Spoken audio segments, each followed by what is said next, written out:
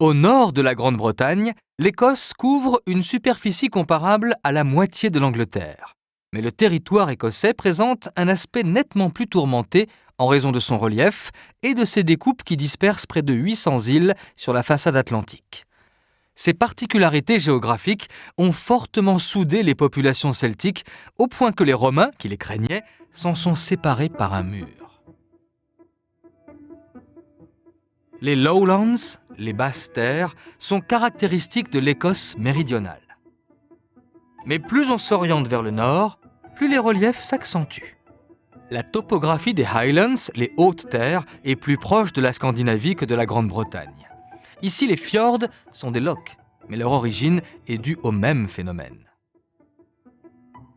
L'aspect érodé des montagnes des Grampians, arrondies par le temps, indique que nous sommes dans la partie la plus ancienne de la Grande Île. En Écosse, la langue gaélique est toujours en usage. Le gaélique possède les mêmes racines que le gallois ou le breton.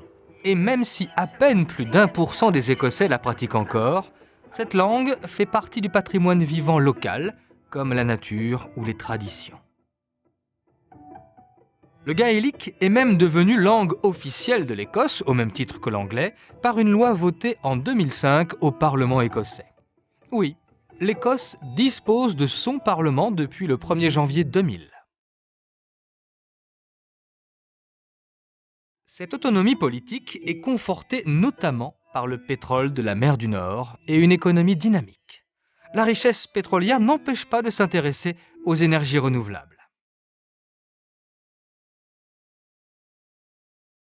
L'Écosse frappe sa propre monnaie et cherche depuis longtemps à affirmer son identité.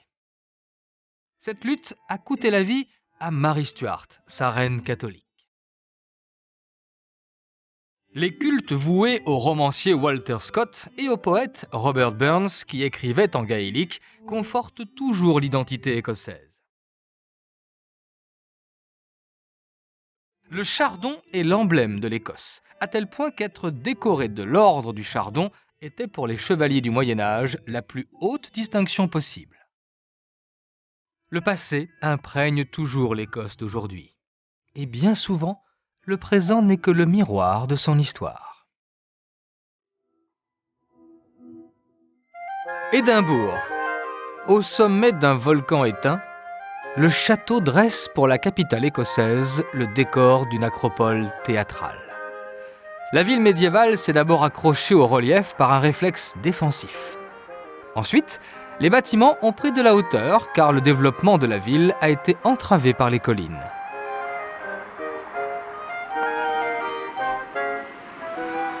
La campagne pénètre littéralement dans la ville et les immenses espaces verts contribuent à son originalité. Les innombrables monuments de la ville donnent une idée du poids de l'histoire. Dominant le large estuaire de la rivière Forth, Édimbourg occupe une position stratégique disputée depuis le Moyen-Âge. Pour les Vikings, comme pour les Anglais, le port de Leith offrait un mouillage sûr, aujourd'hui adopté par le yacht royal Britannia. Au XIXe siècle, les villages voisins seront englobés par la ville en plein essor. Les urbanistes dessinent alors, avec élégance, le nouveau visage d'une cité dont les lignes classiques lui valent un surnom éloquent, l'Athènes du Nord. Le château impose sa silhouette aux rochers depuis plus de 1000 ans. Malgré les guerres et l'usure du temps, cette ancienne résidence royale symbolise la fierté et la force du peuple écossais. Dans l'axe du château, le Royal Mile conduit tout droit au palais de Holyrood, en français la Sainte-Croix, élevé sur le site d'une ancienne abbaye. Le palais est la résidence officielle de la reine à Édimbourg. La cathédrale St. Giles a été catholique et protestante. C'est peut-être pourquoi le style gothique de la chapelle du Chardon côtoie certains éléments décoratifs inattendus. Certains hôtels particuliers du XVIe siècle abritent des activités qui renouent avec les origines écossaises. Le travail de la fameuse laine de Shetland respecte ici la tradition. Car un mouvement important est lancé à la recherche d'un mode de vie authentique et à la découverte d'un passé tumultueux. Certains tirent parfaitement parti de la tendance.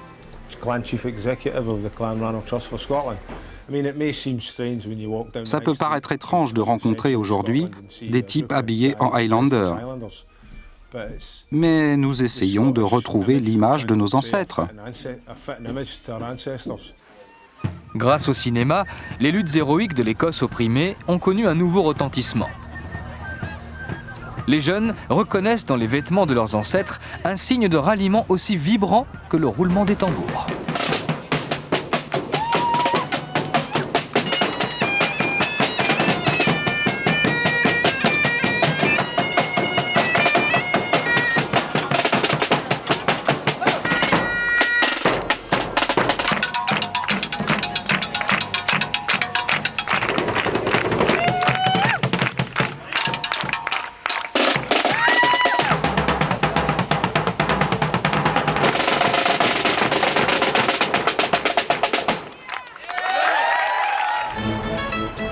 Édimbourg perd beaucoup de son sérieux lorsqu'arrive, au mois d'août, le Festival international, une des plus grandes manifestations artistiques au monde.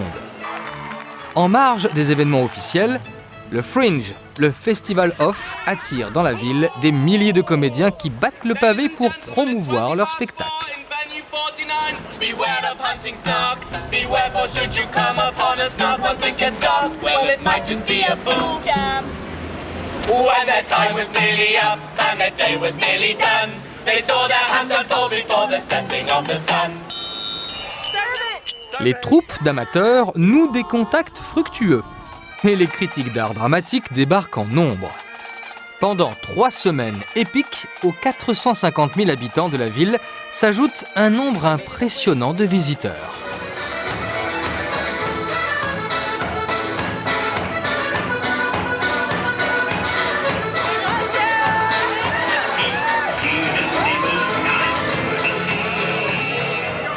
Quand Édimbourg brûle les planches, c'est toute la ville qui flambe. À 45 km à l'ouest, Glasgow est l'éternel rival d'Édimbourg. Jadis seconde métropole de l'Empire britannique, la plus grande ville d'Écosse est fière d'avoir été désignée en 1999 capitale de l'architecture et du design au Royaume-Uni.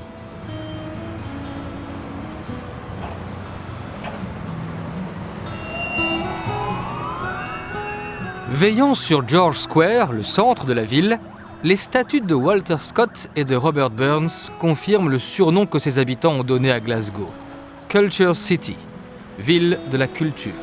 Une culture à la fois historique et actuelle.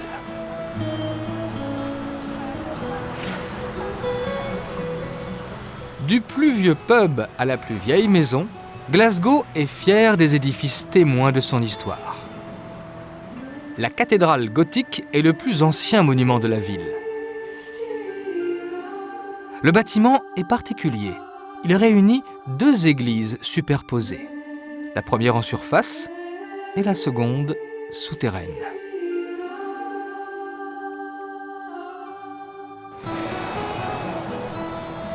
La richesse de Glasgow se constitue au XVIIIe siècle. Dans la Merchant City, la ville marchande, les cargaisons débarquent en provenance des colonies américaines. Les commerçants font de l'ombre aux aristocrates grâce au tabac et au coton.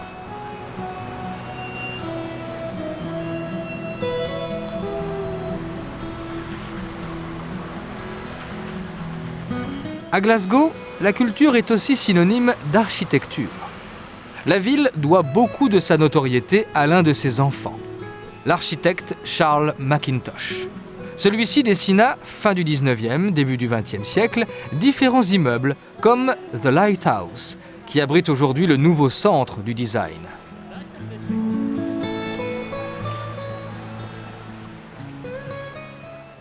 L'école des beaux-arts de Glasgow est le chef-d'œuvre absolu d'un architecte qui associe la pierre, le bois, le verre et le métal dans le même mouvement fonctionnel.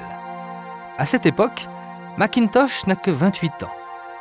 Il quittera la ville incompris et finit sa vie à Londres, presque oublié de tous.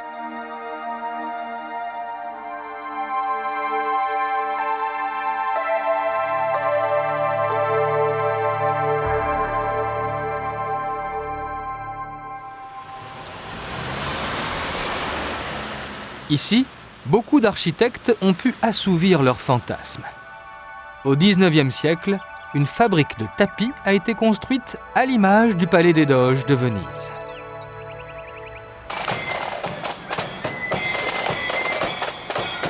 Les protestants sont nettement majoritaires en Écosse et il ne manque aucune occasion de montrer leur force, notamment à Glasgow. Au XIXe siècle, de nombreux catholiques irlandais se sont installés ici pour fuir la misère. Les relations entre les deux communautés n'ont pas toujours été faciles.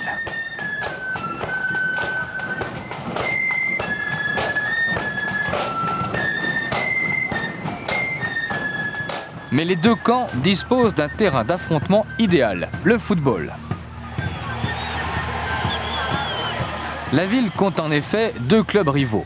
Le Celtic porte les couleurs des catholiques, et ce de manière explicite puisque le vert du trèfle irlandais domine. Les protestants, eux, ne jurent que par les Glasgow Rangers, aux couleurs britanniques. Certains sujets ne font pas craindre le pire et rassemblent les Écossais pour le meilleur. Le haggis en est un. C'est un plat que l'on cuisine depuis des siècles. C'est composé de bœuf, d'agneau, de flocons d'avoine, d'oignons, d'épices, d'abats de mouton.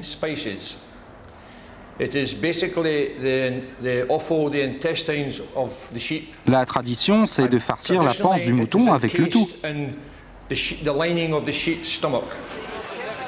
Et le haggis est servi avec de la purée de pommes de terre et de navets.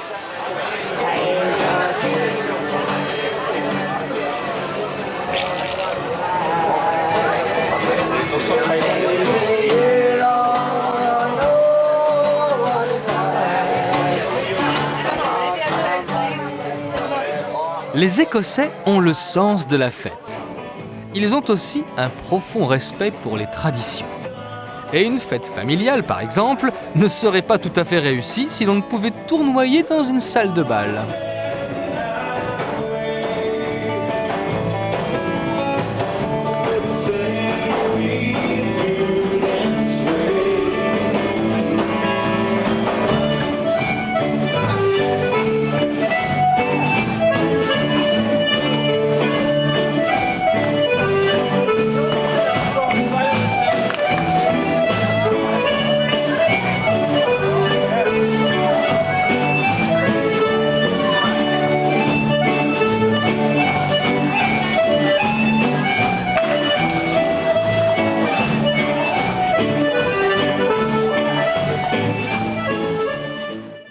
En quittant Glasgow, on traverse le pays pour longer la côte de la mer du Nord. Il faut ensuite traverser la région du Grampian pour atteindre Inverness.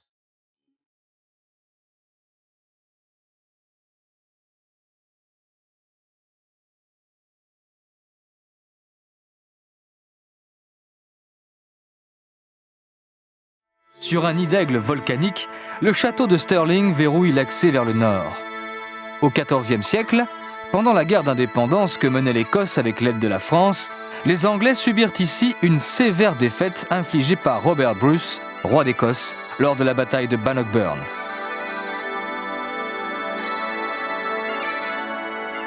Robert Bruce a suivi l'exemple de William Wallace, interprété par Mel Gibson dans le film Braveheart. Quelques années plus tôt, ce patriote avait rendu une liberté momentanée aux Écossais en mettant les Anglais en déroute au pont de Stirling. Un mémorial lui a été élevé 600 ans après les faits.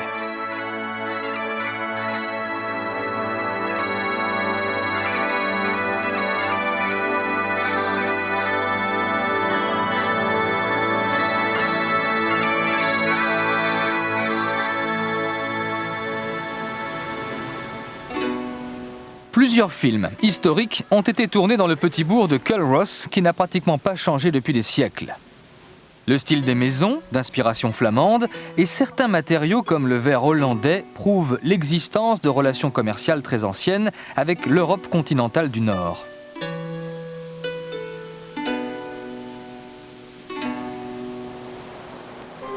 Pour franchir la rivière Forth, un ouvrage exceptionnel réservé au chemin de fer a été inauguré en 1890. Un pont cantilever, c'est-à-dire suspendu à une structure métallique. Les villages de la côte Est, ici Crail, portent tous l'empreinte nordique inscrite sur leurs maisons aux pignons crénelés caractéristiques.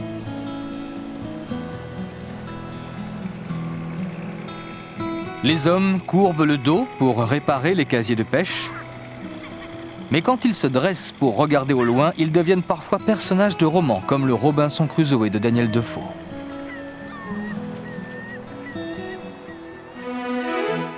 À l'extrémité de la péninsule de Fife, la ville de St Andrews contraste nettement avec les petites localités des environs, car elle est un des hauts lieux de l'histoire et de la culture écossaise. Cela explique certainement l'élégance et le raffinement de cette cité de 15 000 habitants. L'université de St Andrews est la plus ancienne d'Écosse. Elle a été fondée au début du XVe siècle et se flatte d'être une institution très libérale qui a accepté la première jeune fille étudiante de Grande-Bretagne au milieu du siècle dernier.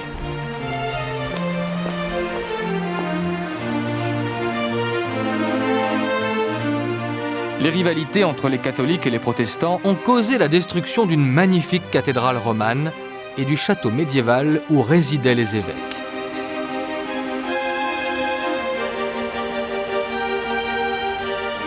Étudier à St Andrews donne des ailes pour s'élever au-dessus de tous les fanatismes.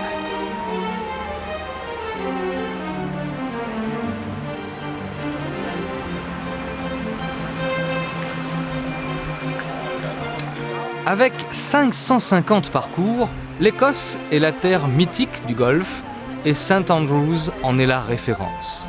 Bien sûr, la technique et le matériel ont évolué, mais les traditions sont respectées, comme le souvenir de ces bergers qui ont lancé ce sport au XVe siècle avec leurs cannes.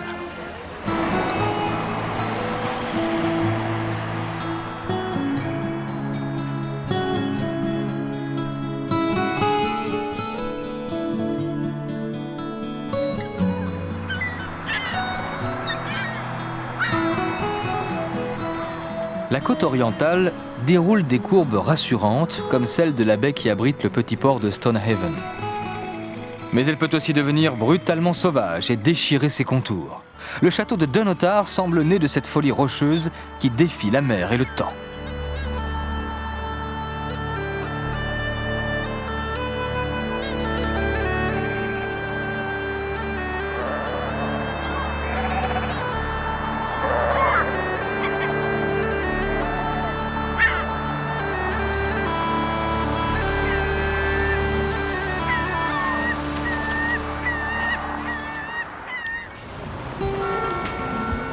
Aberdeen.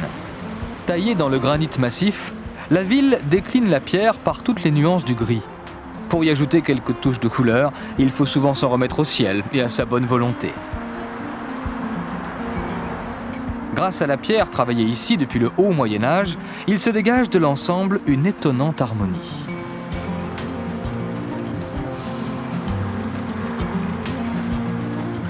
Le granit est travaillé en dentelle pour l'université néogothique.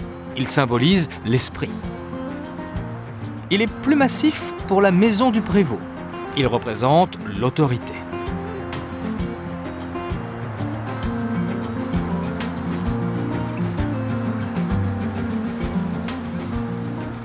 Aberdeen est le premier port d'Écosse malgré la raréfaction du poisson en mer du Nord.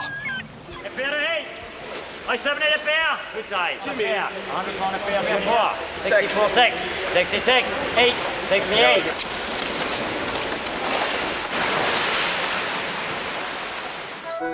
Old Aberdeen.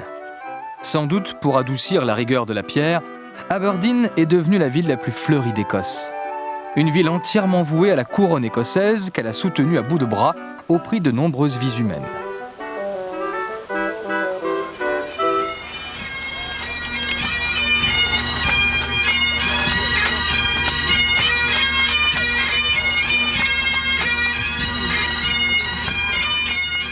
Les soldats écossais partaient combattre au son d'une musique qui a perdu ses accents guerriers. Dans les Highlands, les hautes terres d'Écosse, les troupes musicales s'affrontent en joutes colorées, les Highland Games. J'appartiens au Pipe Band de la Légion royale britannique des Highlands. Je porte le tartan du clan Nicholson. On appelle cette pièce de tartan un plaid.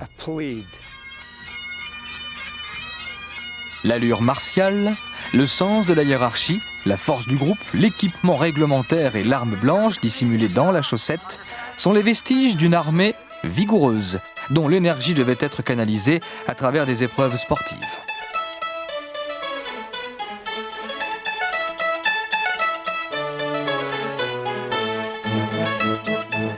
Ces jeux ont presque 10 siècles. Ils servaient à la sélection méthodique des colosses qui devaient assurer la protection rapprochée des chefs.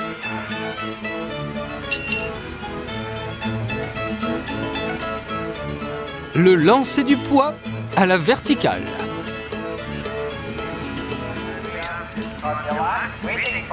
En Écosse, force rime avec décontraction.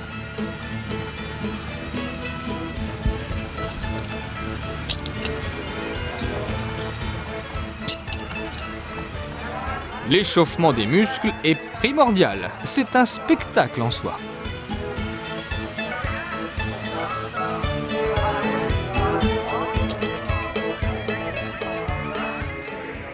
L'épreuve la plus spectaculaire, le lancer du tronc d'arbre. Il faut 3 hommes pour apporter le caber. Un tronc de 6 mètres pesant environ 60 kg. Il faut s'élancer, puis jeter le tronc en le faisant basculer sur une extrémité. Et il doit retomber dans l'axe. Raté. Un sport sans danger, sauf pour les arbitres.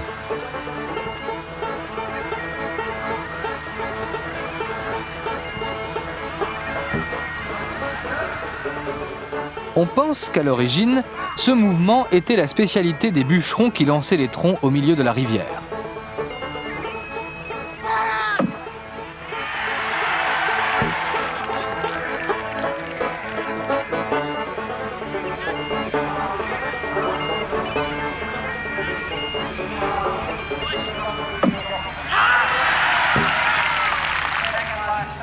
Le tir à la corde est la seule épreuve des jeux où s'affrontent des équipes. Si la force musculaire peut s'équilibrer, c'est la coordination des mouvements qui donne l'avantage.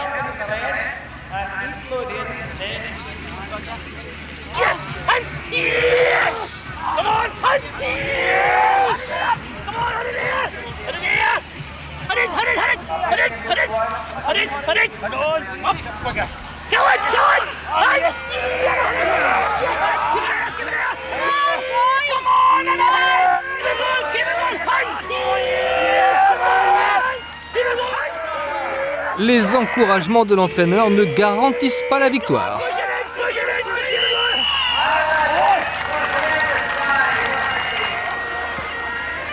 Quelques touches d'élégance au pays du muscle. Des danses aériennes associent jeunes filles et jeunes garçons. On reconnaît les garçons à leur béret.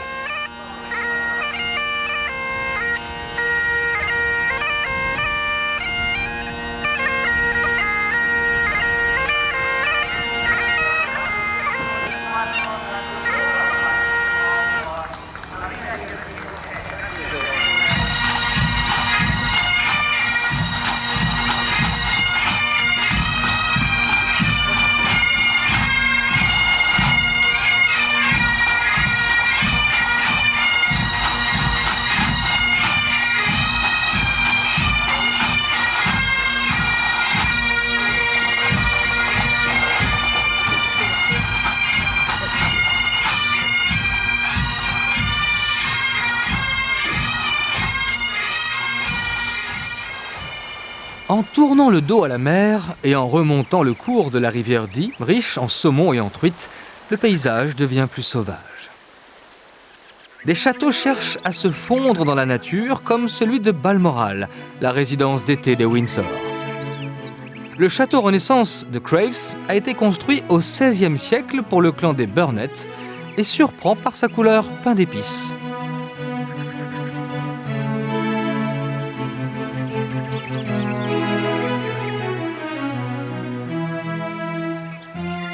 À l'intérieur des terres, les pêcheurs sont rejoints par les chasseurs de grouse, un coq de bruyère très apprécié. Avec une forte population de cervidés, l'Écosse a trouvé dans la chasse une importante source de revenus.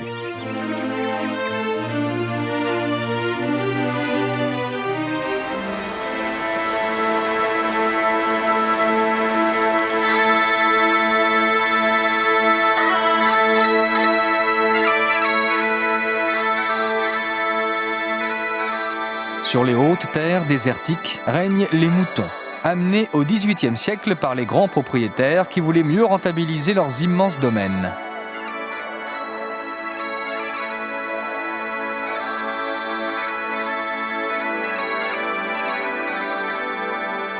Avec l'altitude, les premières stations de ski font leur apparition, mais il faut souvent y regarder à 2 fois pour apercevoir la neige.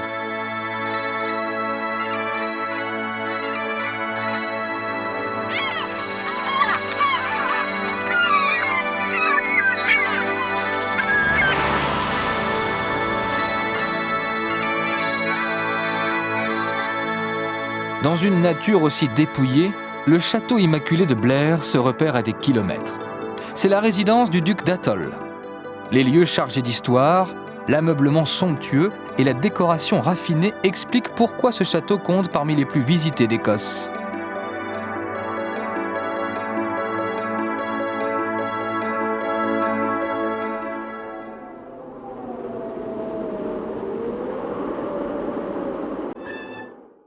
Un bison. Oui, nous sommes toujours en Écosse. Entre les collines, le Highland Wildlife Park tente de rassembler les spécimens de la faune locale d'hier et d'aujourd'hui.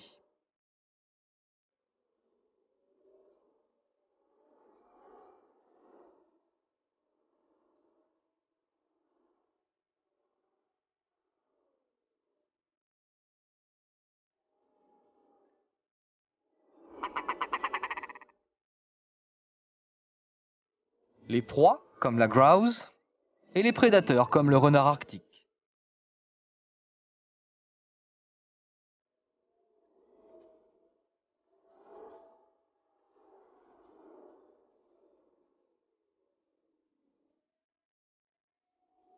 Les herbivores, comme le renne, et les carnivores, comme le lynx solitaire et le loup, rarement éloigné de sa horde.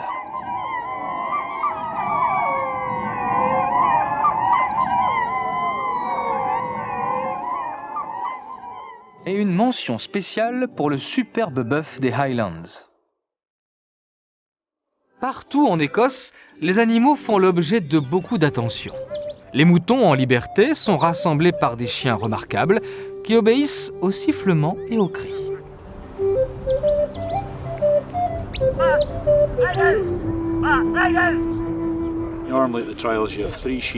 Dans un concours, on lâche 3 moutons à l'autre bout du champ, à environ 300 mètres. Le concurrent envoie son chien là-bas, depuis son poste, par la gauche ou par la droite. Le chien doit regrouper les moutons, les ramener vers les barrières, les diriger sur le côté, vers ce qu'on appelle un drive. Le regard des chiens est souvent tellement fixe que certains pensent qu'ils hypnotisent les moutons pour mieux les contrôler. Bien dressés, ces chiens valent des fortunes.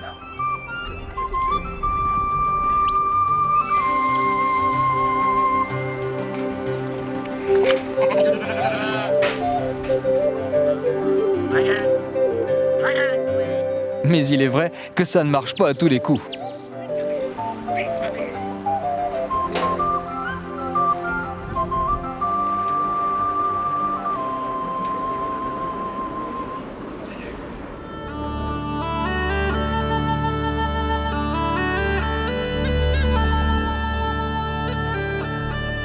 Les châteaux fortifiés étaient des obstacles efficaces à la progression des armées. Mais souvent, la configuration du terrain à elle seule faisait obstacle à l'ennemi. Ainsi, en raison d'un étroit défilé, la passe de Killiecrankie était un lieu hautement stratégique. Un jour, alors qu'Anglais et Écossais s'y affrontaient, un Anglais en déroute entra dans la légende en réussissant à sauter par-dessus le torrent.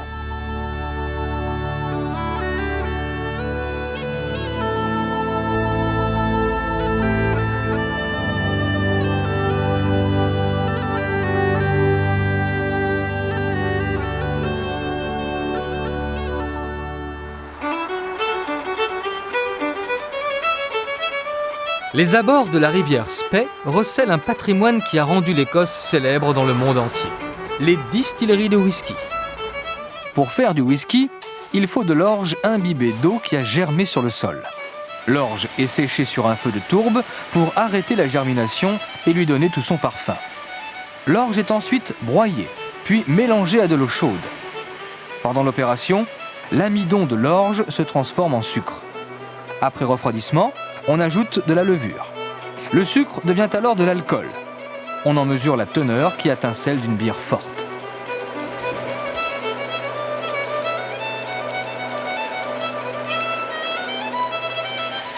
Des alambics de cuivre permettent la distillation du mélange filtré. La taille et la forme des alambics sont déterminantes. L'alcool à 90 degrés s'écoule, incolore. Pour gagner en rondeur, l'alcool va séjourner dans des tonneaux en chêne pendant plusieurs années. Les bons whisky y restent au moins 8 ans, les meilleurs beaucoup plus longtemps.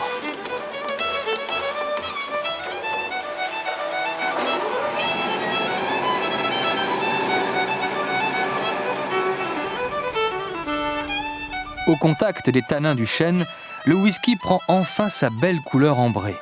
Mais chaque bouteille contient aussi les siècles d'expérience qui font le vrai whisky.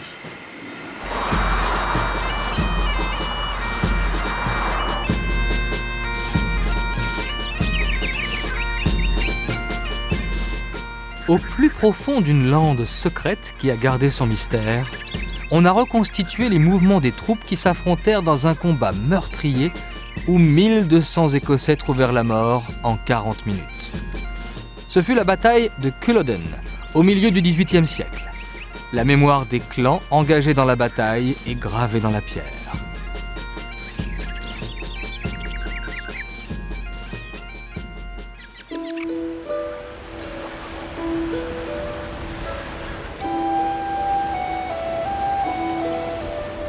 Au pied d'une falaise, le petit village de Gardenstown date du début du XVIIIe siècle.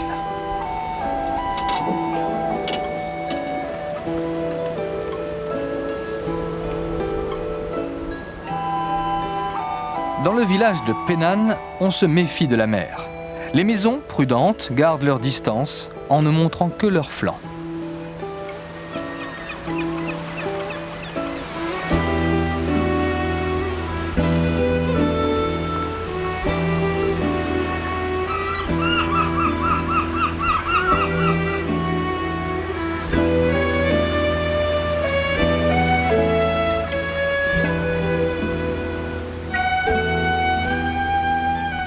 Portsoy est un vieux port du XVIIe siècle, peut-être le plus ancien port naturel d'Europe.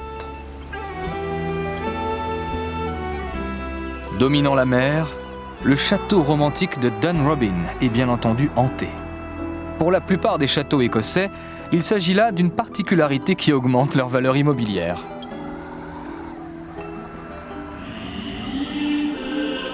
Les ruines de la cathédrale d'Elgin évoquent la splendeur d'un édifice du XIIIe siècle qu'on appelait la Lanterne du Nord pour son rayonnement spirituel dans toute l'Écosse.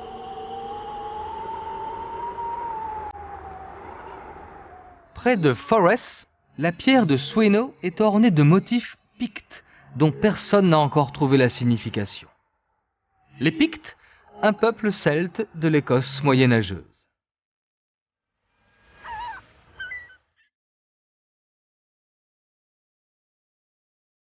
La rivière Ness se jette dans le Moray Firth, un bras de la mer du Nord. Dans cette région, le paysage prélude à celui des Highlands.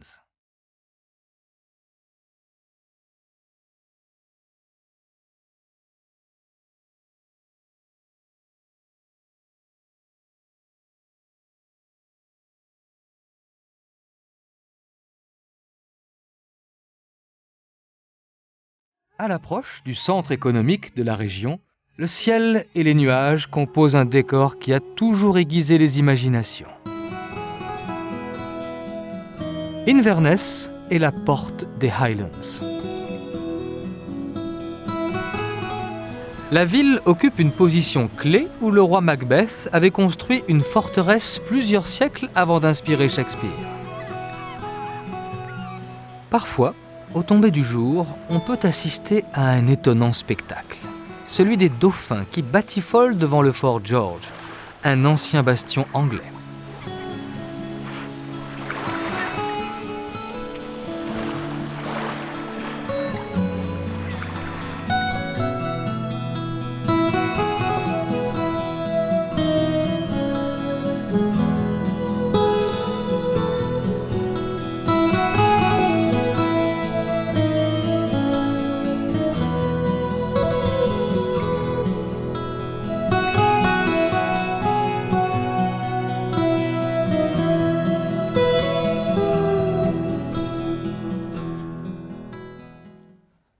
À partir d'Inverness, un itinéraire permet de traverser les Highlands en diagonale pour remonter ensuite la côte atlantique en passant par l'île de Skye.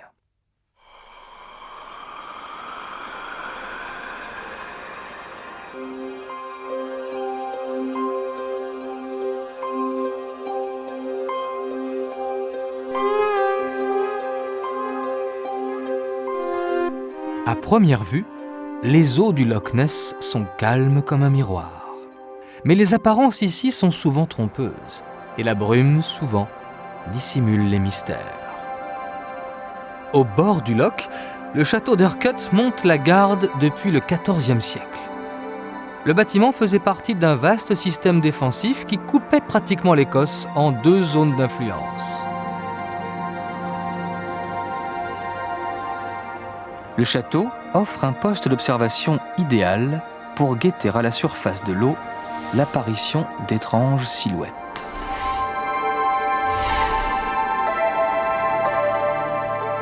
Illusions, canulars ou bizarreries de la nature, le monstre du Loch Ness est devenu la première attraction touristique d'Écosse. L'histoire a commencé au début des années 1930 avec quelques clichés qui indiquaient l'existence d'une créature gigantesque. Les photos étaient truquées, mais la rumeur publique. Puis les scientifiques se sont emparés du phénomène.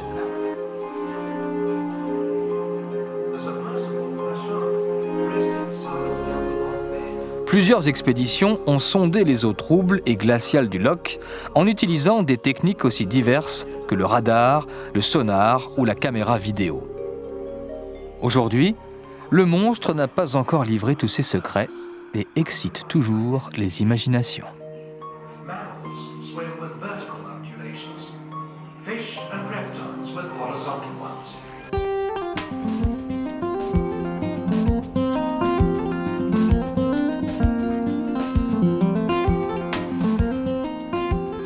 Le canal calédonien relie le Loch Ness à l'océan Atlantique en prolongeant une profonde faille géologique. Il a fallu 20 ans pour le creuser sur une centaine de kilomètres ponctués d'écluses.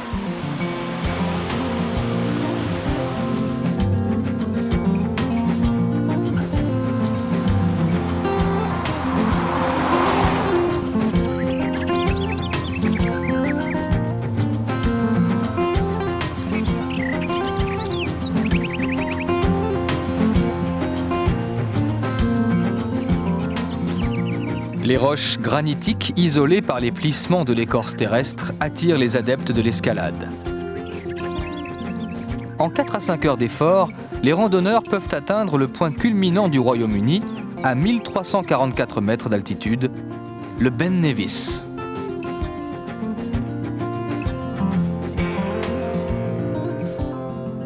Un téléphérique y amène aussi les moins courageux.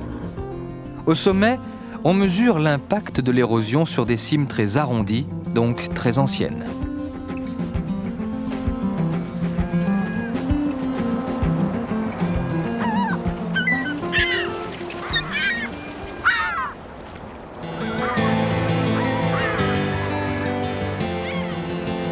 La vallée de Glencoe réunit tous les éléments bruts de ce monde géologique primaire. Elle servit de décor au film La Guerre du Feu et plus récemment aux aventures cinématographiques d'Harry Potter. Dans la région des Trossachs, la nature retrouve des rondeurs et une vie plus douce. Vous ne rêvez pas, le Jacob Sheep est un mouton à 4 cornes qui ne sait pas toujours où donner de la tête.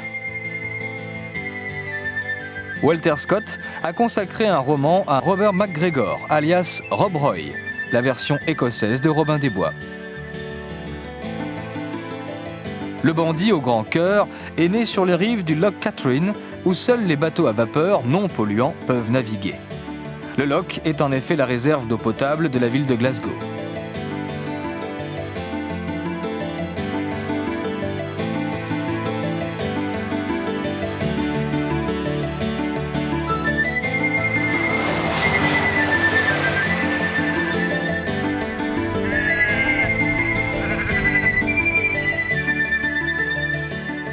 Ce sont les nombreuses failles géologiques du sol écossais qui ont donné naissance au loch.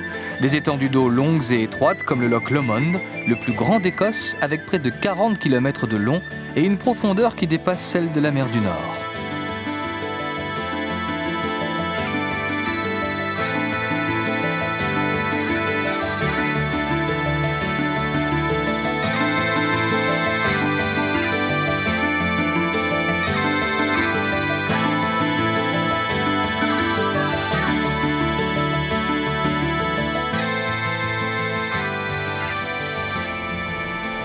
La bourgade d'Inverary appartient au domaine ancestral du puissant clan des Campbell.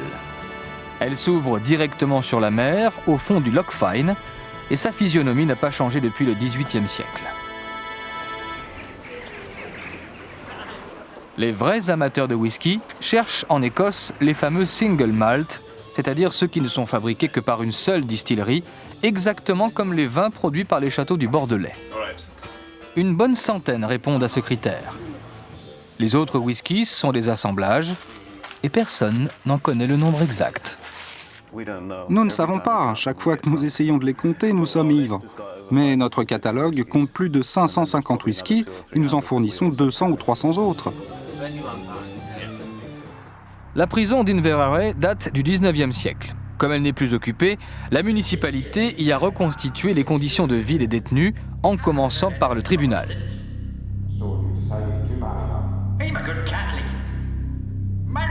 Les automates et les mannequins sont tellement réalistes qu'on jurerait qu'ils sont vivants.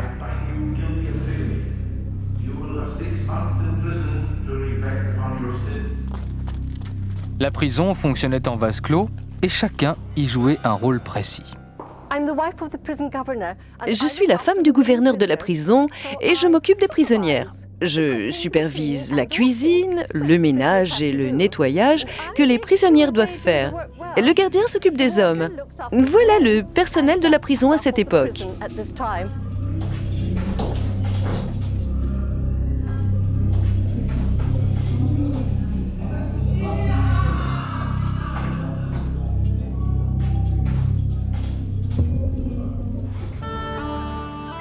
En remontant vers le nord, la côte occidentale des Highlands est ciselée par l'océan.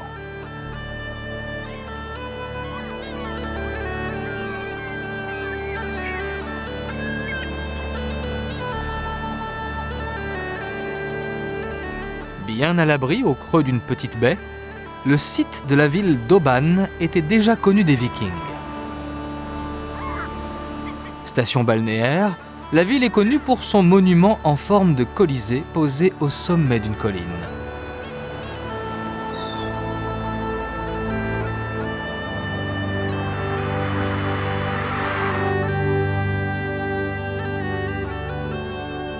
Vallée profonde, sommet aride, relief dénudé, l'ouest des Highlands verdit néanmoins lorsqu'on approche l'extrémité nord du Loch Shiel.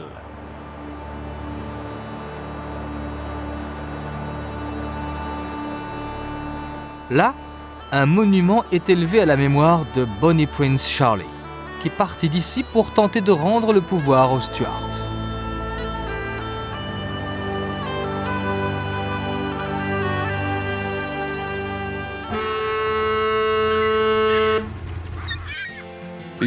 de Skye fait partie des îles Hébrides intérieures. Elle élève une muraille abrupte entre la côte et l'océan. Les sols délavés par l'érosion ne retiennent qu'une végétation dérisoire.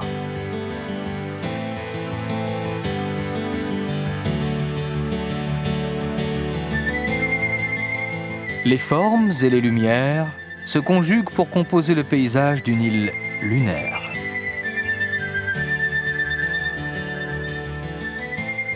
La bruyère et le lichen décomposé forment la tourbe sous la surface du sol, un combustible très maigre, beaucoup moins calorifique que le charbon.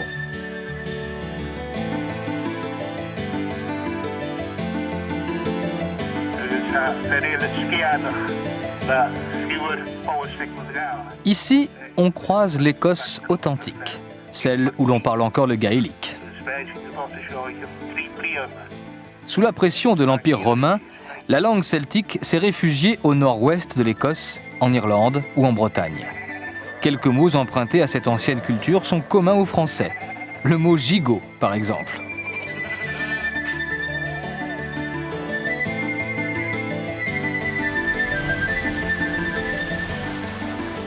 Au nord de l'île, les parois de basalte des falaises de Kiltrock servent de décor au jeu des phoques gris.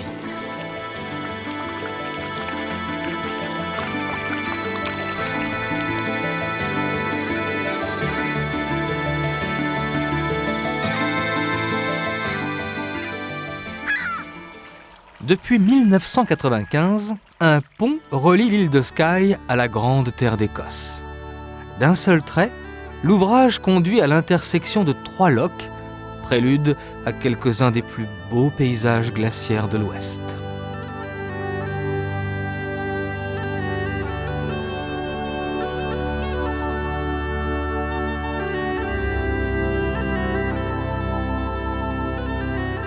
Au flanc d'un loch couleur acier apparaît la silhouette légendaire du château Eilean-Donan.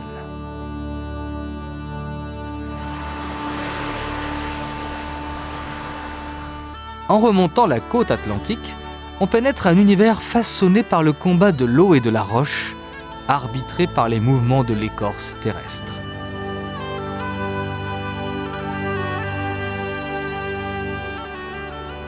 L'écosystème est proche de celui des Alpes.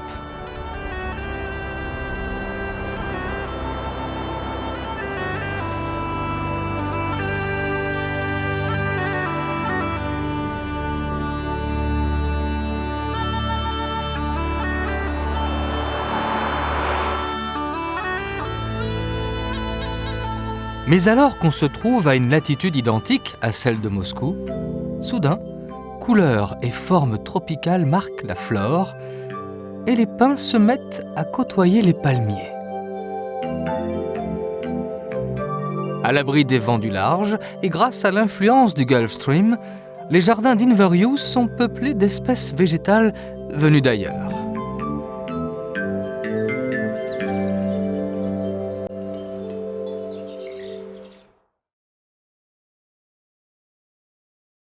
Robert Burns écrivit « Mon cœur est dans les Highlands, partout où je suis. Adieu aux Highlands, aux terres du Nord, pays du courage et de la valeur.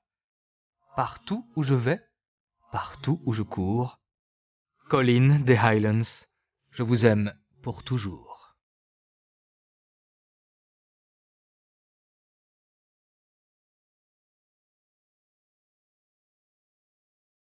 Pour préserver sa culture, l'Écosse s'est soulevée à différents moments de son histoire. Elle a gardé les cicatrices de combats acharnés dont les enjeux ne se limitaient pas à quelques landes ingrates.